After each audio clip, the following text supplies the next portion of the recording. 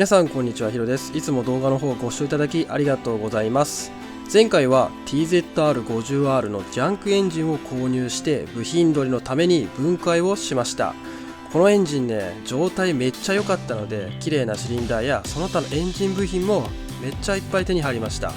なので今回はこの部品たちを僕の TZR50R に組み付けていきたいと思います。もちろん前に失敗したエンジン始動チャレンジもやります。果たしてエンジンはかかるのでしょうか。よみがえれツーストエンジン。それでは行ってみましょう。はい、じゃあクラッチ、まずこいつね、一式ここ開けて交換していきます。だいぶ綺麗ですね。これね、だいぶ具合いいやつですね。夜中に磨いてたやつ。やめろ、夜中磨いてねえわ。夜中に拭いてたんだ、大事にこうやって。はいはい、やります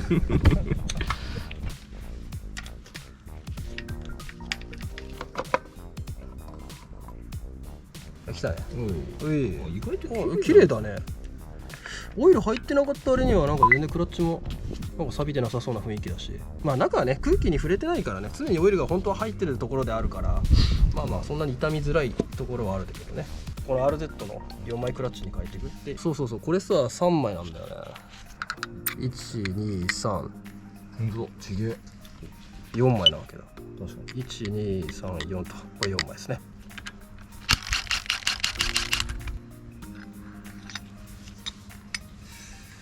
そんなにでもなんかクラッチ悪くなさそうだね。こう張り付いちゃう感じかな、フリクションプレートとクラッチプレートは。だから結構あるのが、エンジンやったかかったって言ってガチャンってギアを落とした瞬間演奏するみたいな。サイドスタンド払ってるのにもかかわらずギアを落としてエンジン止まるのは大体こいつが張り付いてるから、常にクラッチが切っちゃってる状態ってことかな。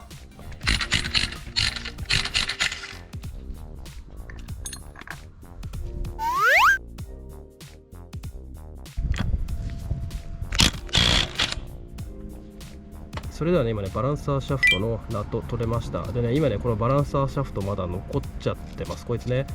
でね、こいつはね取り外すのにね、反対側のジェネレーター側からねアクセスしないとこれはね取り外しができないので、次はね逆側ジェネレーター側をねばらしていきたいと思います。こっちのねジェネレーター側のねカバーを外して中を分解していきたいと思います。一回開けられたのかな。すげえ柔らかい。開けやすいな。一回開けられてんのかな。はい、オープンですね。これフライホイールだね。フライホイール錆びてるな。はい、それではね今フライホイールのねナットを取ったんですけども、このねフライホイールね簡単に取れないんですよ。これですね、フライホイールプーラーっていうね専用工具がないと外れません。でね、これねおそらくこの RZ とか TZR とかしか使えない本当の専用工具ですね。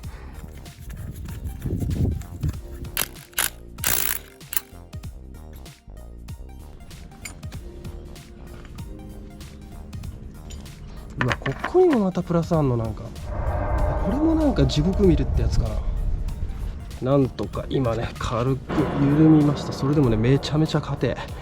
こっちからつけるね。来た。汚い、クソ錆びてんなおい。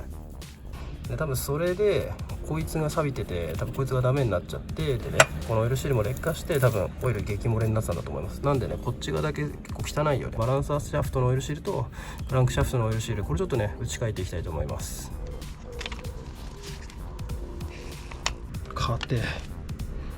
専用工具じゃないからしょうがないんだけど、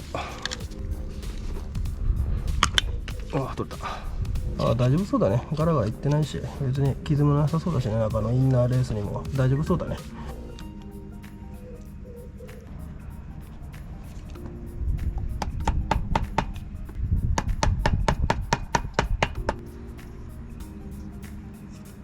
でこのクランクシャフトのオイルシールなんですけどもね、こいつねめちゃくちゃね抜きづらいのでね、まず最初にこうやってねドリルでね穴を開けて、で穴を開けたところにビスを入れて、でそのビスを引っ掛けとしてペンチで挟んで引っこ抜こうと思います。ちょっとねこいつねめんどくさいんだよね。じゃあこれで取っていきます。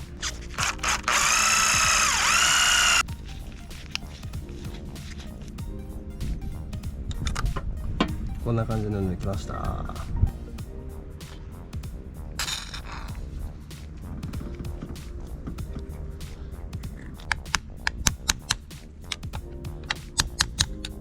それではね今ねこっちのオイルシール、クランクシャフトのオイルシールと、あとバランサーシャフトのオイルシールですね、交換終わりました。あとはね、ここを逆手順で戻していくだけですね。オイルシールがね、ダメになってしまうと、圧縮が抜けてね、ダメに、本当エンジンかかんなくなったりとか、調子悪くなる元になりますね。ツースト本当特有だね、これはね。で、バランサーシャフトはね、単純にオイル漏れがとんでもないことになっちゃうってことだったんで、この2箇所ね、しっかり直せたと思います。それではね、バランサーシャフトなんですけども、こっちがね、外した、今、車両について外したやつだね、サビすごいよね。これね、こういうね、サビがね、オイルシールを傷つけて、オイルのね、漏れの原因になります。で、新しいエンジン、中古エンジンから外したね、バランサーシャフト、綺麗でしょ。若干ね、サビあるけどね、これぐらいだったら全然問題ないと思うんでね、この新しい方もね、使っていきたいと思います。これで多分オイル漏れもね、止まると思います。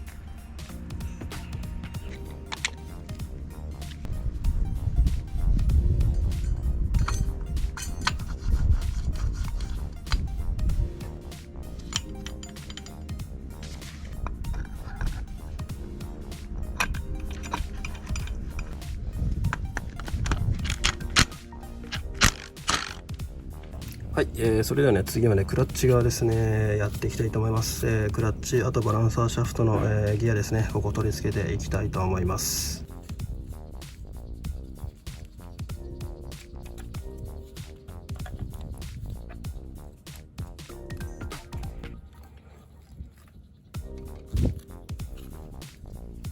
はい、それじゃあね、2つのね、ポッチ、しっかりね、合いました。こっちがね、クランクシャフト側、こっちがね、バランサーシャフト側のギアですね。これでしっかりポッチが合ってるんでね、大丈夫かと思います。やっとクラッチ組み付けまで戻ってこれました。フライホイール取り外しやオイルシール交換など地味な絵がね続いちゃってすいませんでした。レストアって聞くとエンジンがメインで、その次に外装パーツとかタイヤとかマフラー、見える部分の方がビフォーアフターがはっきりしていて分かりやすいんですけど、こういうねカバーに隠れてしまうところってなんかパッとしなくて地味な箇所ですよね。でもバイクにとってはねとっても大事な部分で、僕たちライダー安全にね運転する上でどれもね非常に大事な部分なので、今回ね皆さんとねシェアをしてみました。もうじきねクラッチ終わって次はねいよいよエンジンいきますよ。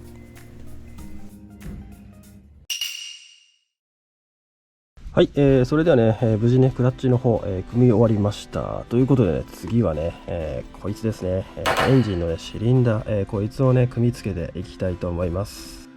はい、それではねまずねシリンダーを組む前にまずねベースガスケットねこいつらを、つけていきます。でその前つける前なんですけども、軽くねまずベースガスケットにねツーストオイルを塗っていきます。軽く薄くでいいですね。そんながっつり塗っちゃうと後でベトベトになっていると大変なんで、薄く塗ってあげればいいと思います。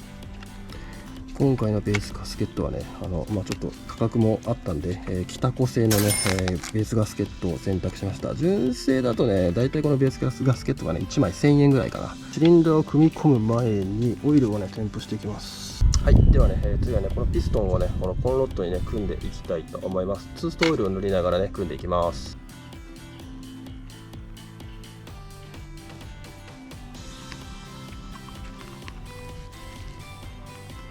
結構僕はねツーストオイルはねたっぷり、塗っちゃうタイプですね。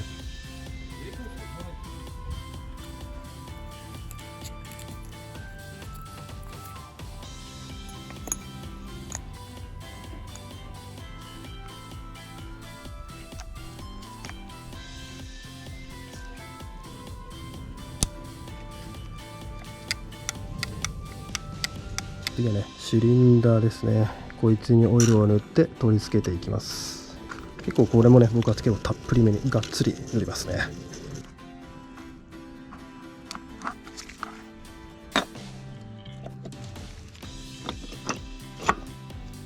じゃああとこれからねまずねピストンとねシリンダーのね芯出しをします。でその後にここのねシリンダーのマウントのボルトを止めて最後ヘッドをつけていくような感じになります。動いてる。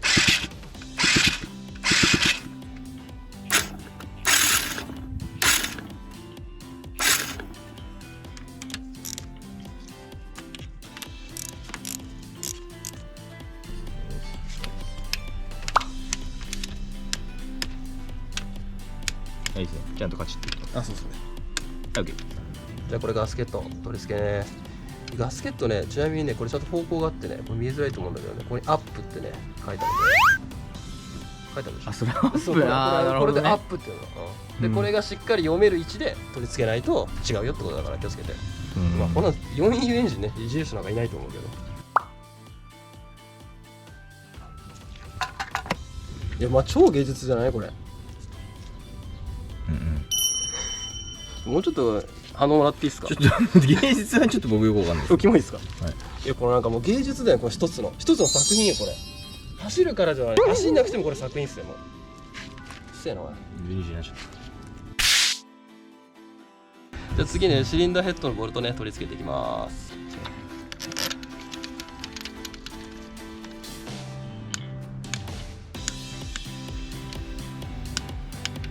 じゃあ次チャンバーつけていきます。排気のガスケット取り付け。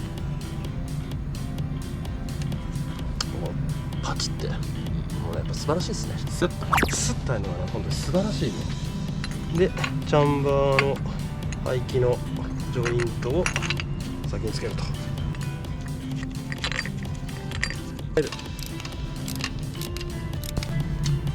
本当はねこれスプリングがねあるんだけどね、ちょっと今欠品しちゃってるんで、とりあえずまあ今日はねエンジン始動チャレンジなんでね、とりあえずはって感じですね。これでエンジンかかるんですかもう。いやまだラジエーターをつけないです。つけないからです。でもラジエーターつければあともう始動チャレンジ。あキャブつけてみよう。ダメだ。全然ダメキャブつけてラジエーターつける。だけどね。ラジエーター周りもね一式きれいに洗浄しました。中のねサビもね若干残ってますけどね、だいぶきれいになったと思います。じゃあラジエーターどうやってまあ水流あれだよね、やっぱり温度管理しやすいってところはやっぱ強みだと思うし、ただねやっぱメンテナンス性が悪いというか、エンジンを水で冷やしてるとちょっとよくわからないじゃん普通に考えればさ。ちょっとエンジンに水あるんですかみたいな、なるじゃん。扱いづらいなと思う。すごい性能はいいけどね、そのままずっと長くほっとかれるとエンジンにダメージがまあ水冷はなんか余計に放置車両になるとダメージ食ってる気ダメーがするよね。ジくるよね。やっぱりねダメージが水冷の方がいい。出します。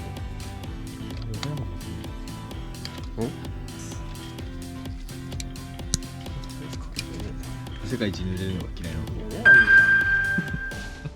意味わかんないね。なんだ雨って。雨いらないこの世。いらね。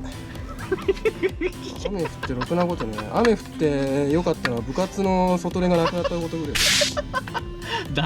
あったな。それだけだよ。それだけだよ。それはそうだね。いやー、はい、渋いなあ。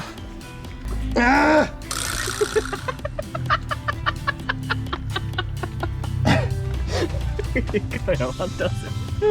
おいしい。もう全カットですよ。でこの羽がいじめみたいになった入るじゃねえかよ秒でよ。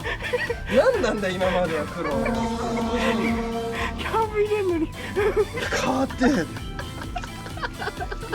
おいた入った。もうちょっと行きたいねこっちは。まあこれでかかるんじゃないかなと思う。うんそれじゃねエアクリーナーついてキャブもついて、これだとかそれ入れればかかるだろうというような状態持ってきたんでね、エンジン始動チャレンジ行こうぜ。本当にかかるんですか。行くでしょ。行く。ウイス。よし。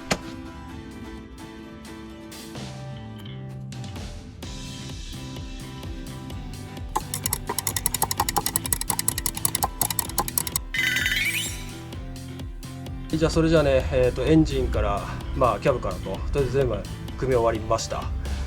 でこれで一応かかるであろうということでエンジン始動チャレンジも行ってみたいと思います。第1回目ね、やっとですよこれ。やっとですね。やっとですね。じゃあ行ってみたいと思います。おお来た来た。初号来たろ。来たな今。来たよ。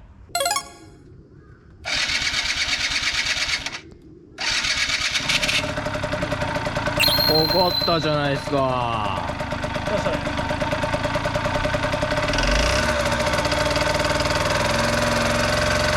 白煙がすげえ。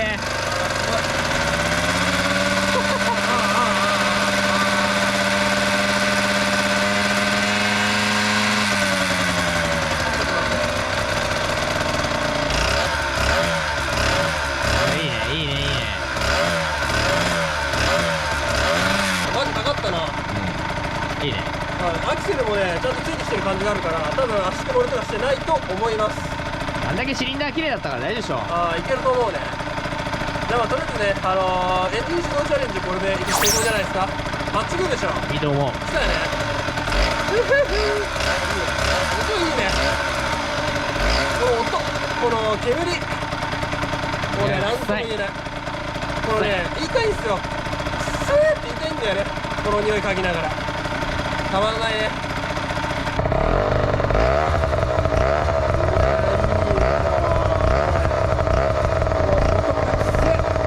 やばい、煙がやばすぎる。どうですか皆さん、これかぶりたいでしょ。これもうかぶっちゃってますね。あー、すいません。あ、ガソリンが切れた。ここまで動画の方をご視聴いただきありがとうございました。